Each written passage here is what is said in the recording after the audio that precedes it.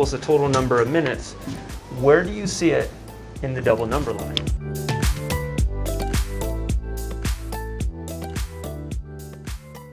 We know that providing students with an opportunity for productive struggle helps them to better understand and retain math concepts. However, most of us who have taught middle school students understand how hard it can be to get them to engage with a math problem when they don't know exactly how to begin, or to persevere when they get stuck. Class watched as Josh filled the water jug and knows it takes 1.5 minutes to fill a 1-gallon jug. He's asked his students to determine how long it will take him to fill up 5 jugs, as well as 2, 7, or 8.5 jugs.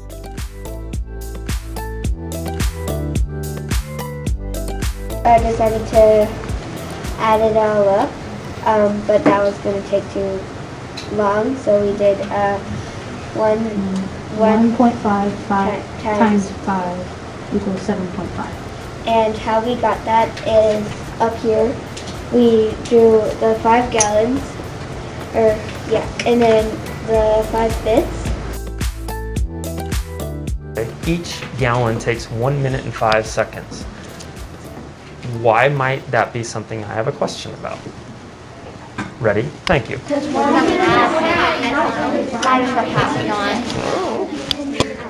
Let's see what they say. Okay.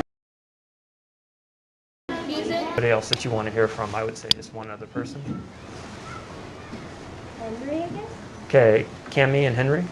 So, though it's 1.5 represents 1.5 minutes, and I understand if you say 1 and 5 seconds, but it's 1.5 minutes. Stand up if you're like, that 1.5 represents 1.5 minutes. Fantastic. Did this mirror what you thought of when you heard extended responses? I personally envisioned the first dialogue we saw of 2 students sharing their strategy, perhaps because it was longer in length. But as I watched the lesson, I realized Josh continually asked for extended responses throughout the lesson. These often only took 5 seconds of time, but clearly demonstrated the students had engaged with important mathematics and sense-making. One is that students need time, and wait time is important in giving students the ability to think about what their work is suggesting and think about what question I am asking, thinking about how they're formulating their response, and then thinking about how to articulate that. Let me go back to this idea of the richness of a task. And it's important that a task is rich enough that students have multiple entry points to it, but it's also that the task is rich enough that if I'm trying to target a certain model type or trying to elicit ways to get students to make connections, that the task itself naturally allows for students to do that. It will also then becomes for students to be able to see the thinking of others and being able to communicate those ideas. Recognize that students are going to need to have a place where they can get their ideas down. And in the past, I would have used like whiteboards and math journals and desks. Moving into this year, we've been using vertical non-permanent whiteboard spaces, question.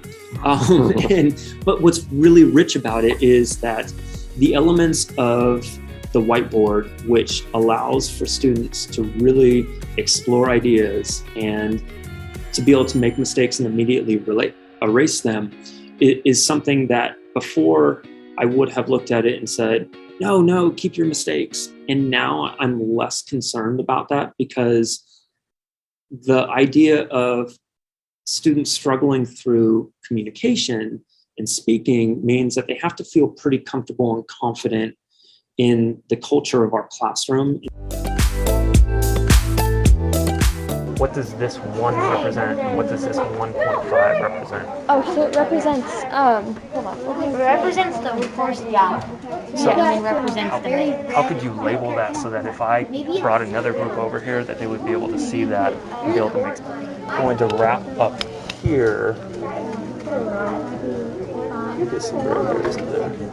And the reason why I want to come back here is because of this circling. I want this circling to be something that you guys really focus on. I'm not worried about what comes next. I'm worried about just why did you circle that, okay? We're then going to go to group number 4, and then we're going to go to group number 8.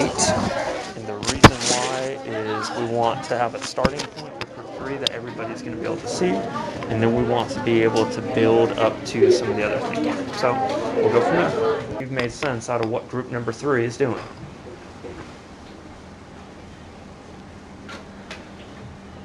Talk with the people that you're sitting next to when I say thank you. In 24 seconds, anticipate what are they going to share out based on this information. You've got 24 seconds. Ready? Thank you.